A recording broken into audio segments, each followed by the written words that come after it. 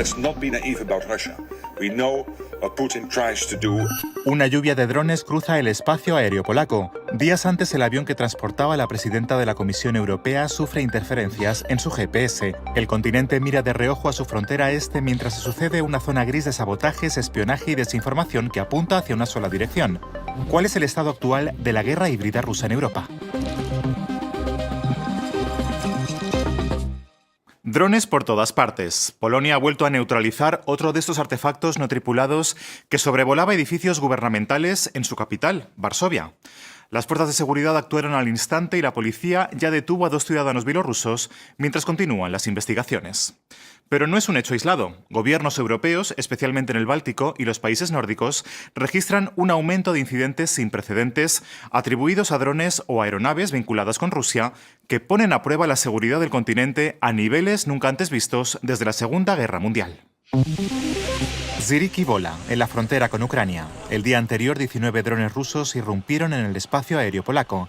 Cazas del propio país y también europeos lograron derribar algunos, pero el impacto psicológico fue inmediato. No hubo heridos, aunque el país quedó conmocionado. Teraz będzie paraliżował strach. Na każdym coś się stanie, to będzie się człowiek bał, no bo... Ale ta sytuacja, która stawia nas wszystkich bliżej otwartego konfliktu, bliżej niż kiedykolwiek po II wojnie światowej. Polska ma dzisiaj wroga politycznego, który nie kryje swoich wrogich zamiarów za wschodnią granicą. Polonia y sus aliados tildaron el incidente de provocación deliberada contra la Alianza Atlántica. De hecho, Alemania, Francia y Reino Unido anunciaron que reforzarían su contribución a la defensa aérea de Polonia a lo largo de su frontera oriental. Algunos de estos sistemas aéreos rusos no tripulados aparentan ser mucho más imponentes de lo que realmente son. Apenas unas tablas de madera contrachapada y espuma de poliestireno bastan para que Rusia los use como señuelos frente a otros mucho más sofisticados.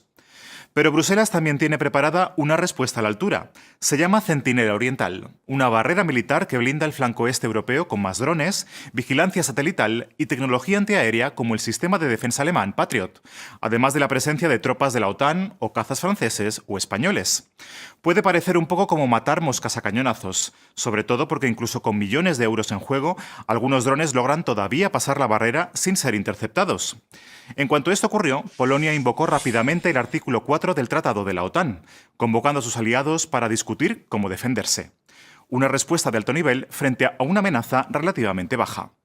¿Pero qué nos dice esto sobre la capacidad de Europa frente a ataques por sorpresa rusos? Nuestra experta polaca nos saca de dudas. The drones in Poland proved 2 things. One is that collective action was done. So this is a signal that the French, the Germans, the British, the Italians, the Danish, the Netherlands also were engaged. So it was a joint action. But in the same time, these drones entered the Polish space. And it wasn't just at the border. It was 400 kilometers inside the country. So it proves also that we are not really protected. And we allowed such incident to happen, which is not a good sign. Rusia no solo amenaza con drones o incursiones aéreas. Su estrategia también se mueve en la sombra, con tácticas mucho más sutiles, desde el vandalismo y los incendios provocados hasta ciberataques que buscan paralizar servicios clave. Eso es lo que se conoce como guerra híbrida, un frente que se libra dentro y fuera del campo de batalla. Ataques directos que se mezclan con un arma invisible pero igual de peligrosa, la desinformación, diseñada para debilitar psicológicamente al adversario. La Iniciativa Global de Datos y Ubicación de Conflictos Armados, ACLED por sus siglas en inglés, lleva 4 años siguiendo estas operaciones. Desde enero de 2022 ha registrado 190 incidentes atribuidos a Rusia, episodios que causaron daños materiales y alteraciones graves en varios países europeos. Según el ACLED, el país más golpeado por las operaciones rusas desde que comenzó la guerra en Ucrania es Alemania. Le siguen Noruega, Finlandia y Suecia junto a Polonia.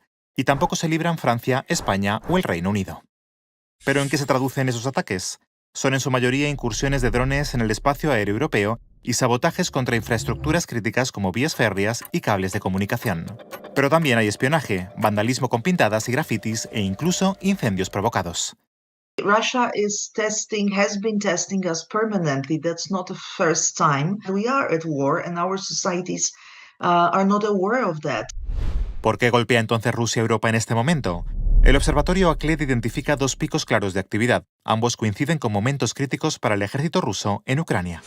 A finales de 2022, tras la derrota en las regiones de Kharkov y Gerson, Rusia intensificó las incursiones sobre puntos sensibles en Europa.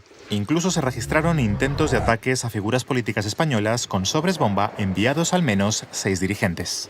Tras un 2023 en calma tensa, 2024 marcó un nuevo punto de inflexión. Ese mismo año, drones ucranianos golpearon instalaciones petroleras rusas, incluso en los montes Urales. Moscú respondió redoblando su ofensiva, sobre todo sabotajes contra infraestructuras industriales, civiles y militares, además de nuevas incursiones con drones. En definitiva, los golpes en suelo europeo parecen ser menos una ofensiva planificada que un contraataque desesperado. La reacción de Moscú a sus reveses en el frente ucraniano.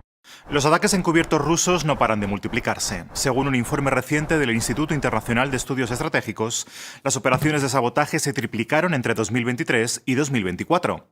Y si hay un país en el punto de mira de Putin, ese es Polonia. En agosto, un ciberataque ruso intentó cortar el suministro de agua de una gran ciudad polaca, o como se suele decir, cerrarle el grifo por completo. Aunque el ataque fue neutralizado a tiempo, otros han sido más difíciles de frenar, como hospitales que ven filtrados los datos médicos de sus pacientes o sistemas informáticos que quedan inutilizados durante horas. Varsovia ha tomado nota. Para blindarse, aumentará su presupuesto en ciberseguridad de 600 millones en 2024 a 1.000 millones de euros en 2026.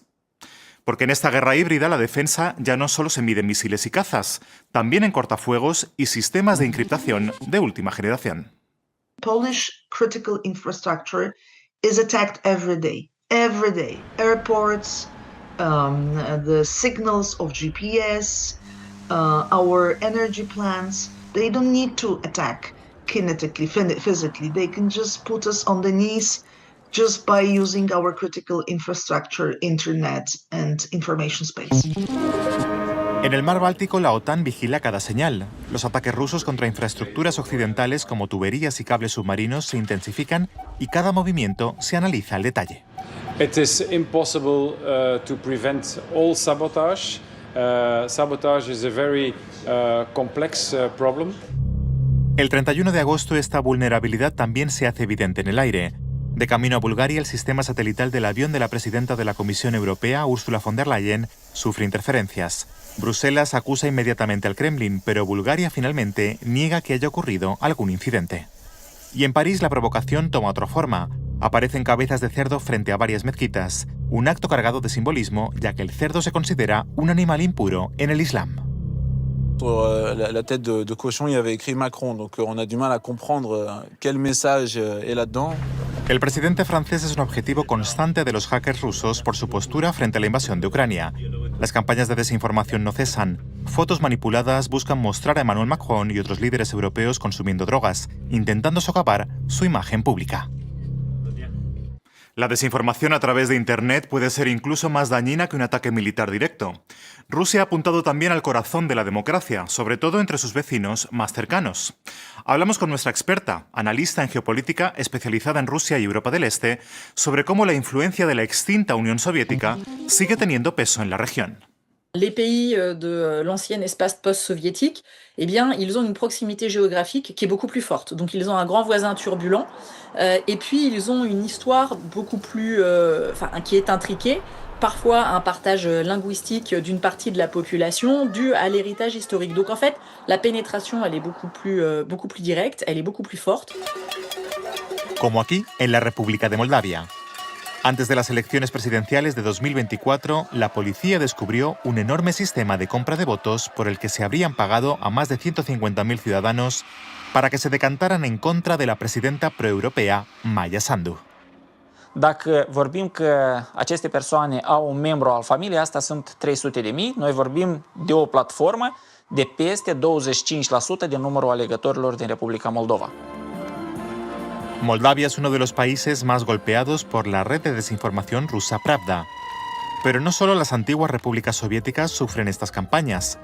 Las elecciones federales alemanas de 2025 y las europeas de 2024 también fueron blanco de la maquinaria rusa. Entre los contenidos, narrativas sobre Ucrania, que está gobernada por fascistas, o que en realidad el Kremlin solo busca la paz. Mensajes que los difunden medios como RT, financiados por el Estado ruso, y también dan plataforma a políticos como Alice Weidel, de la AfD, con marcados intereses prorrusos.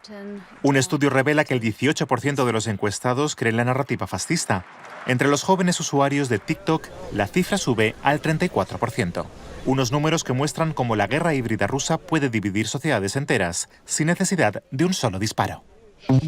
La stratégie, c'est un peu de déployer du chaos, c'est-à-dire que tout ce qui va permettre de diviser les populations, de cristalliser les polarités qui existent déjà, donc arriver à une forme de très grande polarisation, eh bien, sera utilisé.